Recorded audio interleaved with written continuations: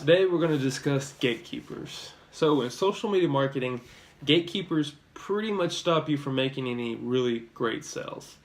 So definition of a gatekeeper is just a secretary that doesn't want you to talk to the business owner.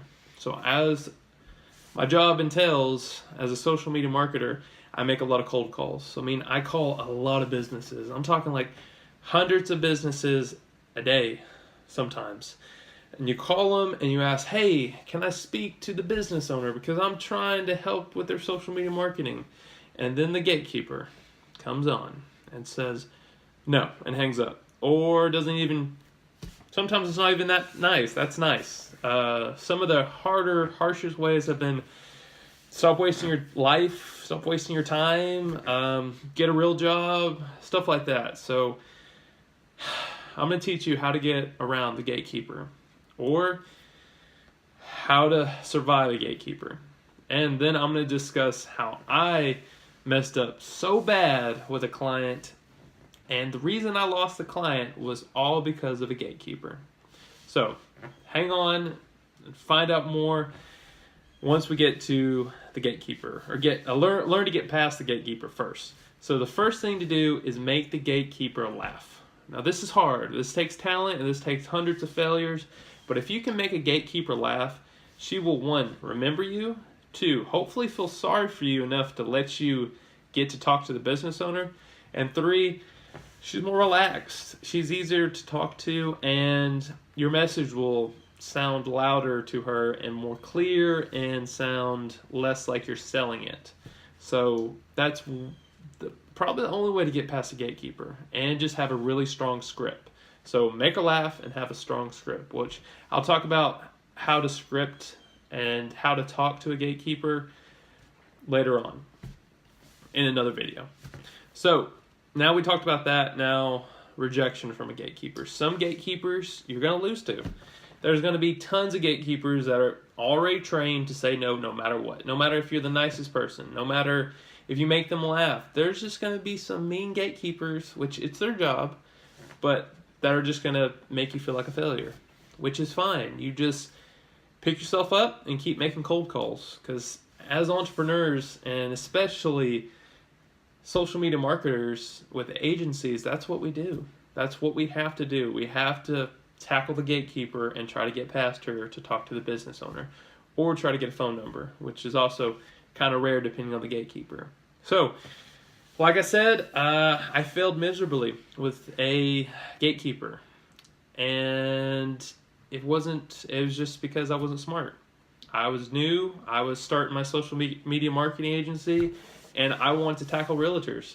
So I was like, okay, so I have one. I talked to him, I priced my package to about $1,000, which he thought was kind of reasonable, but I was using some of that for an ad budget as well. So it was more like I was getting 500, and I was putting about 500 into Facebook ads. So everything was perfect. He was good. He was on board. He said, bring me a contract. And I was like, okay. So I went to the real estate company that he worked for, and I walked in.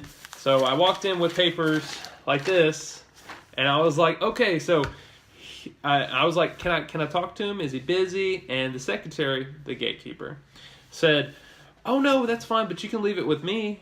And right then I was thinking, I shouldn't have done that. That was dumb, but that's what I did. So I had a contract already signed on my part, everything right here. And this isn't my contract, by the way. I wouldn't make a contract like this. But the point is, I had the contract, and I was like, gatekeeper, take my contract. I trust you. So I gave it to her. 10 minutes later, I had a phone call where he said, I don't think I'll be doing this because I learned from the gatekeeper that we have a program here which does it for free. So unfortunately, I won't be needing your services. So instead of getting $1,000, which would be $500 in my pocket to run very simple real estate ads, the gatekeeper shot me down. But I learned a very important lesson that day. The most important thing you can do if you have to go in person and deliver a contract is use a yellow envelope. Now, she could still be nosy and open it, but then I'll know. And at least it'll be safer. So, you take your contract and you put it in an envelope, and guess what? It will be safer and hopefully not end up in the hands of the gatekeeper. So, that's my gatekeeper story. And another thing is, just give the contract to the clients or email the client the contract or whichever one you want to go with. But do not give your contract to the gatekeeper unless you have an envelope and then you have a lock on the envelope and then you super glue the envelope. Just kidding, don't do that. No, that'll mess up the contract. My point is with this story is the gatekeeper is your enemy. Now, yes, you can make a laugh or him laugh or, whichever, and make them laugh and try to be more credible and be more of a person than a salesperson, then yeah, you might get past the gatekeeper and get the call. But under no circumstances should you ever give them the contract. They don't need the contract. The client needs the contract. So give it to the client. Do not give it to the gatekeeper. That is the lesson here. So with the gatekeeper, we've learned try to make the gatekeeper laugh to get past the gatekeeper. Some gatekeepers you just can't get past them. They're just going to make you feel like a failure, which is fine. You just move on. And 3, do not ever, under no circumstances, give the contract to the gatekeeper to give to the client. Don't ever do that. Just go straight to the client. Be like, okay, I'm going to sit down and wait, no matter what. So, if you like this video, if you want more content on my journey, my failures, my successes, then please like, comment. If you want a certain video or a certain question answered, go ahead and comment. I will gladly answer all your questions.